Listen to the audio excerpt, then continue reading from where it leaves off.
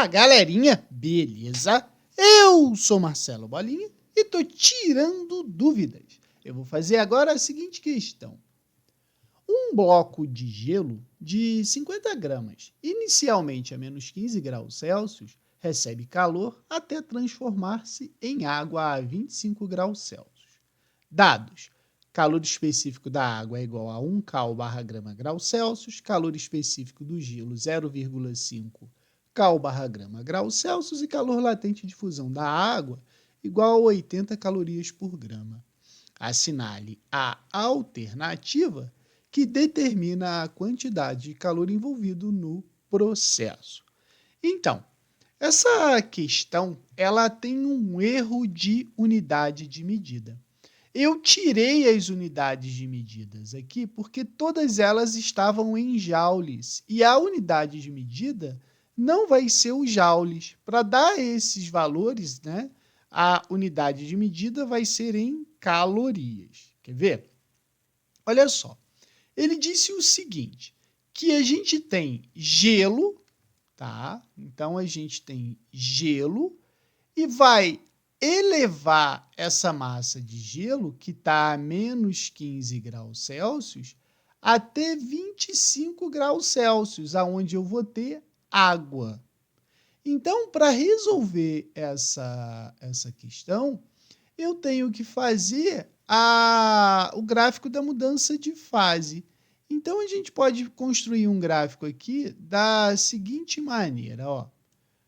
A gente vem aqui e coloca o gráfico de quantidade de calor por temperatura. Então, esse aqui é o eixo da temperatura, certo?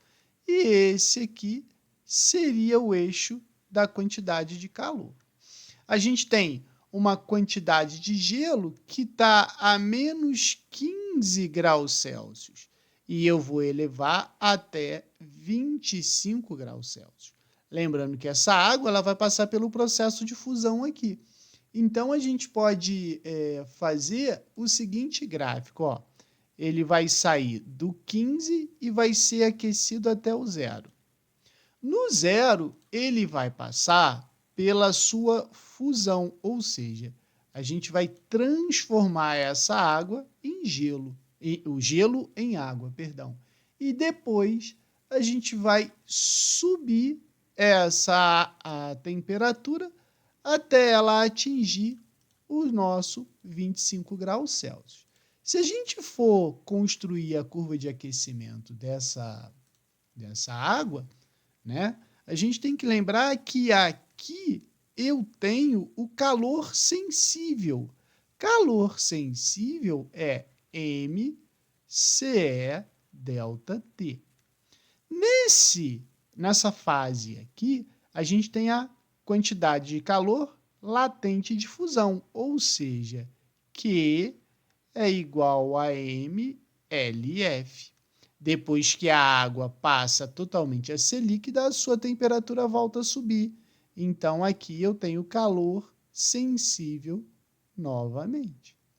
Como o problema aqui é a quantidade de calor que a gente está fornecendo a essas 50 gramas de água em todo o processo, eu posso dizer que a quantidade de calor total vai ser igual à quantidade de calor, se eu botar assim, ó, Q1, Q2 e Q3, vai ser igual a Q1 mais Q2 mais Q3.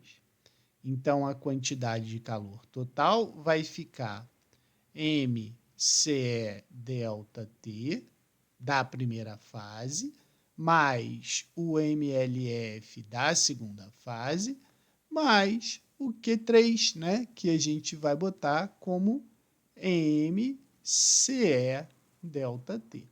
Substituindo os valores, a gente vai ter os seguintes valores. A massa vai ser sempre a massa de 50 gramas, porque ele vai derreter completamente esse gelo. Então, vai ficar 50 vezes o calor específico do gelo, o problema mandou usar 0,5 calorias. Então, aqui é 0,5. Aqui você tem que ter um cuidado para não errar. Vou botar até em vermelho. Para essa fase aqui, a temperatura inicial é menos 15 e a temperatura final é zero. Então, aqui fica 0 menos 15, tá? E aí, a gente, tá? Se você não lembra, a variação de temperatura vai ser sempre a temperatura final menos a temperatura inicial. Como a temperatura inicial é negativa, a gente vai botar o quê? Menos 15, tá? Cuidado para não errar aqui.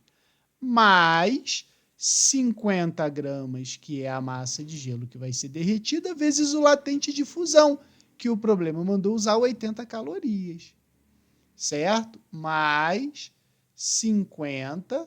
Calor específico da água é 1, porque nessa fase aqui todo o gelo virou água. E aí a gente tem novamente a variação de temperatura. Qual vai ser a temperatura inicial? Vai ser o zero. Então, para essa fase aqui, a temperatura inicial vai ser zero e a temperatura final vai ser o 25. Então, aqui vai ficar 25 menos zero, beleza? Agora, é só fazer as contas.